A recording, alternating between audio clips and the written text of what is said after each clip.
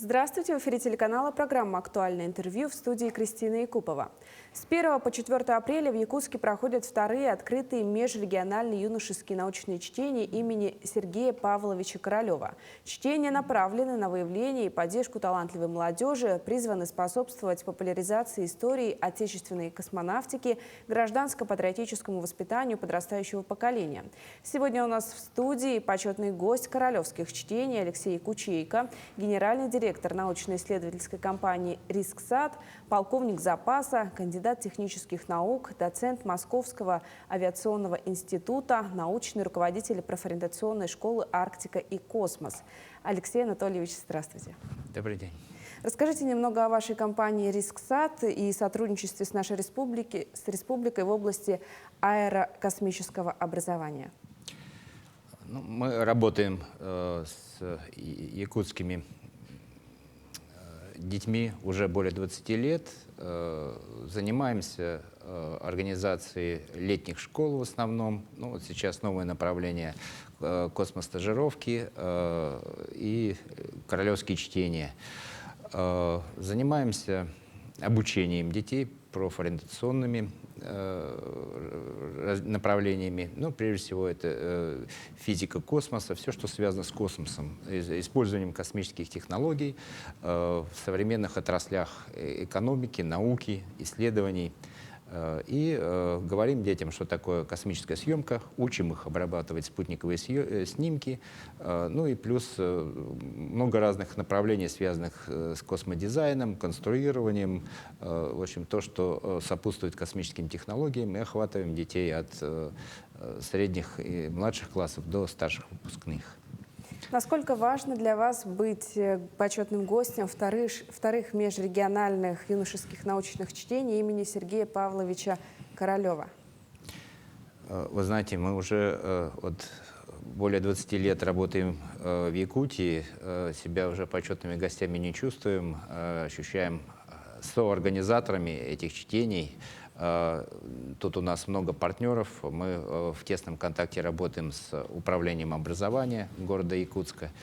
И королевские чтения, это второй год проводится, это такой смотр, конкурс лучших работ ребят. В этом году у нас порядка 1000 проектов было рассмотрено на первом этапе, отобрано порядка 220 проектов для защиты, и порядка 500 детей участвовало из разных школ, направлений. И впервые даже были дистанционные защиты проведены со школами Красноярского края. То есть постепенно открытые чтения превращаются в такие международные мероприятия с участием детей из разных регионов страны. И приехали руководители и школьных коллективов из Красноярска. И состоится подписание соглашения о сотрудничестве IT-куба со школой города Наукограда подмосковного, Троицк. И это дальнейшее развитие сотрудничества по линиям обмена межшкольного и экскурсионного, проведения таких поездок, космостажировок. Вы являетесь научным руководителем профориентационной школы «Арктика и космос». Расскажите подробнее об этом. А в отличие от королевских чтений, это такой смотр уже финальный проектов. «Арктика и космос» — это больше об учебе, о творчестве. Дети, которые остаются на лето в Якутске, они занимаются в течение 2 недель, изучают различные направления космических технологий, в том числе спутниковую съемку, что, я считаю, очень важно для Якутии, которая занимает площадь 3 миллиона квадратных километров, и, наверное, пешком не обойти. Здесь важно говорить о том, что впервые такая особенность у нас есть. Впервые высшие чиновники республики, а именно министерства различные, Министерство экологии, природопользования, промышленности, МЧС, они пришли к детям нашим и поделились проблемами, какие проблемы надо решать, в том числе с помощью спутников из космоса. И дети занимаются не просто учебными какими-то темами образовательными, они занимаются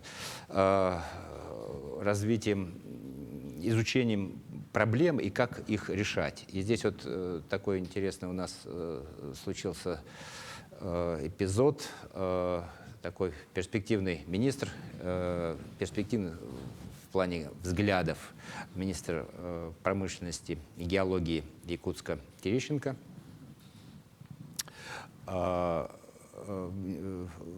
был приглашен к нам на королевские чтения еще первым организатором Семеновым Алексеем Клементьевичем. И состоялся такой разговор серьезный, вот что нужно смотреть, что актуально. И дети выполнили тогда первый проект по выявлению карьеров с незаконной добычей сырья. Это такой функционал контрольно-надзорной деятельности. Действительно были обнаружены карьеры, были проведены спецмероприятия с участием полиции по выявлению и так далее. Ну вот школьники получили первый опыт своей такой социально важной работы, когда результаты их труда, небольшого исследовательского труда, были востребованы уже на уровне республики. И ну, здесь вот это произошло 5 лет назад. Сегодня Роскосмос, госкорпорация, предлагает вот такие сервисы информационные по контролю за нелегальной деятельностью, в том числе разработкой карьеров. То есть мы опередили порядка на 5 лет госкорпорацию вот с участием наших школьников. Те первые школьники, которые занимались этим, Леонид Орлов, они уже студенты. Леонид Орлов, в частности, у нас учится в Санкт-Петербурге, в педагогическом университете имени Герцена. И будет учителем физики, я думаю, вернется и будет уже здесь руководить такими же секциями дистанционного зондирования Земли. Вот. Ну и сейчас много, так сказать, других направлений тоже разрабатывается. Да, какие еще проекты школьников за время работы школы «Арктика и космос» вы можете отметить? Ну, мы стараемся организовывать такие межрегиональные группы, когда якутские школьники совместно со школьниками из других регионов, это и Подмосковье, Ленинградская область, из Екатеринбурга, участвуют вот в совместных проектах.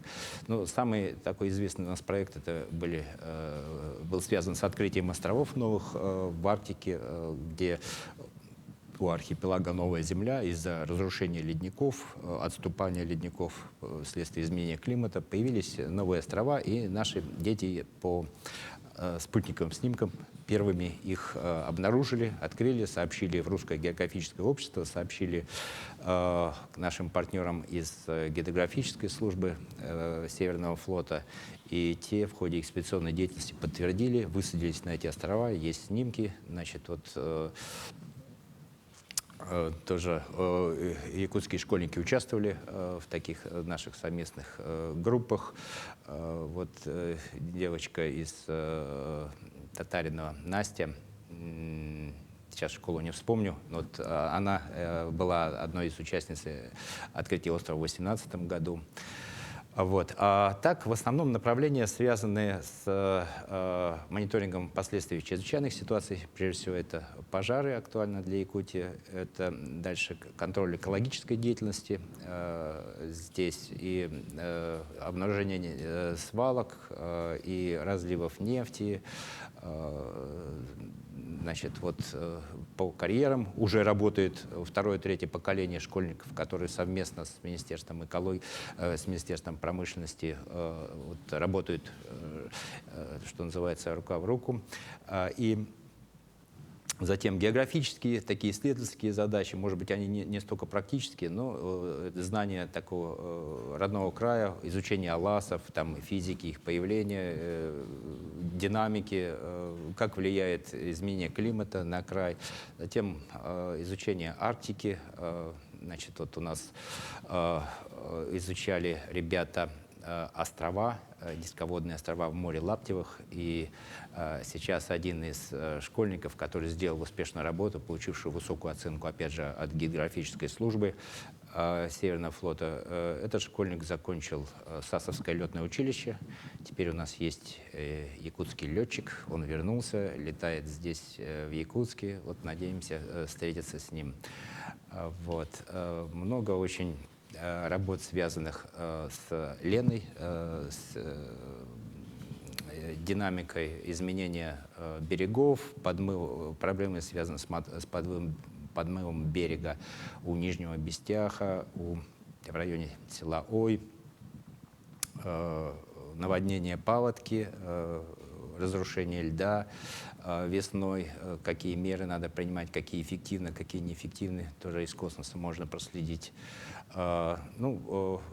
Работаем совместно со службой коммунального хозяйства города. Здесь у нас озеленение города, такие проблемы видны из космоса хорошо. Цветение водорослей в водоемах, в прудах и озерах города. В общем, наверное, проще сказать, что мы не можем, а если, так сказать, из космоса что-то не можем, то это сейчас уже делается с помощью дронов. Такое важное направление тоже использование беспилотных летательных аппаратов. Тем там порядка 200 по официальным каталогам Роскосмоса. Не то чтобы мы все перекрываем, но одна из тем сейчас у нас связана с историей, особенно с патриотическим воспитанием. Мы используем старые карты, аэрофотоснимки времен войны для изучения битв, мест сражений, и ребята еще ведут активную краеведческую работу. Вот у нас проекты Дамир Баишев выполнил к 80-летию Сталинградской битвы, изучал по документам архивным участие своих родственников, предков в этом сражении. Выполнили ребят несколько проектов по изучению сражения в Восточной Пруссии, истории танковой колонны «Советская Якутия». Такие очень интересные работы. И мы планируем вот в дальнейшем выехать на места сражений с ребятами, чтобы уже на месте посмотреть, где и как это происходило. Еще есть у нас вот направление новой космостажировки. Впервые в этом году провели это во многом благодаря Саргалане Никитичне Ивановой. Это была идея ее и вот моего боевого заместителя Ольги Юрьевны Мороз, заместителя по компании «Рисксат». Там больше 10 детей вместе с преподавателями выехали в Москву по космическим местам. Это посетили мемориальный музей космонавтики, домик Сергея Павловича Королева, музей космоса на ВДНХ, затем переехали в Калугу, дом-музей Циолковского, там музей истории космонавтики, и потом уже вот после всех пыток от космоса мы посетили Московский авиационный институт. Это тоже такое для меня очень важное учебное заведение, где я работаю доцентом. И ознакомились там с техникой, с направлениями изучения, такая профориентационная деятельность. Управление образованием города во главе с Марией Петровной Петровой в следующие годы прорабатывает возможность более тесного сотрудничества с Московским авиационным институтом, в том числе организацией возможностью, чтобы большее количество якутских школьников поступали студенты в МАИ. Алексей Анатольевич, спасибо вам за беседу, что пришли к нам в студию и ответили на наши вопросы. Спасибо вам. Это была программа «Актуальное интервью». Оставайтесь на нашем телеканале.